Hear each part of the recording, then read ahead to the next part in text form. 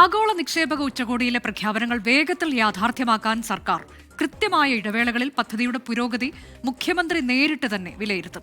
അന്തിമ പട്ടികയിൽ നിക്ഷേപകരുടെ എണ്ണവും തുകയും ഉയരുമെന്ന് മന്ത്രി പി രാജീവ് പറഞ്ഞു. വമ്പൻ വാഗ്ദാനങ്ങളാണ് കൊച്ചിയിൽ 2 ദിവസങ്ങളായി നടന്ന ഉച്ചകോടിയിൽ കേരളത്തെ തേടിയെത്തിയത്. 1.5 ലക്ഷം കോടി രൂപയിലേറെ നിക്ഷേപമാണ് ഉച്ചകോടിയിൽ പ്രഖ്യാപിച്ചത്. പദ്ധതികൾ കാലതാമസമില്ലാതെ യാഥാർത്ഥ്യമാക്കാനാണ് സർക്കാരിന്റെ ഇനിയുള്ള ശ്രമം. ഇതിനായി അതിവേഗ സംവിധാനം കൊണ്ടുവരും. പ്ലാന്റേഷൻ ഭൂമി മറ്റ് വ്യാവസായിക ആവശ്യങ്ങൾക്കായി ഉപയോഗിക്കുന്നതിന് നിയമ ഭേദഗതി വേണ്ടിവരും. ഇത് പഠിക്കാനായി വ്യവസായ മന്ത്രിയും റവന്യൂ മന്ത്രിയും ഉൾപ്പെടുന്ന മന്ത്രിതല ഉപസമിതി രൂപീകരിക്കും.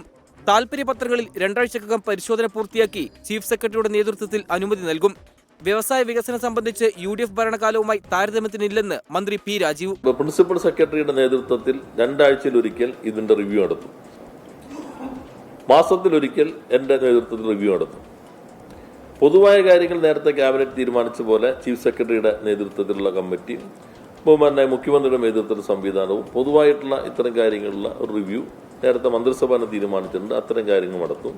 നിക്ഷേപങ്ങളുമായി ബന്ധപ്പെട്ട വിവരങ്ങൾക്കായി ടോൾ ഫ്രീ നമ്പർ പുറത്തിറക്കും. 3 വർഷത്തിലൊരിക്കൽ നിക്ഷേപ സംഗമം നടത്താനാണ് തീരുമാനം.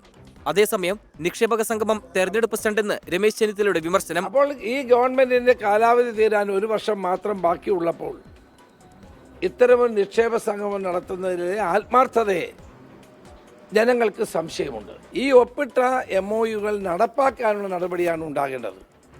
അല്ലാണ്ട് ഇതൊരു തെരഞ്ഞെടുപ്പ് സ്റ്റണ്ടായി ഇതിനെ മാറ്റുന്നതിനോട് ഞങ്ങൾക്ക് യോജിപ്പില്ല. 2 ദിവസത്തെ നിക്ഷേപക സംഗമത്തിൽ 24 IT കമ്പനികൾ ഉൾപ്പെടെ 374 കമ്പനികളാണ് താൽപര്യപത്രം ഒപ്പുവെച്ചത്. 24 കൊച്ചി.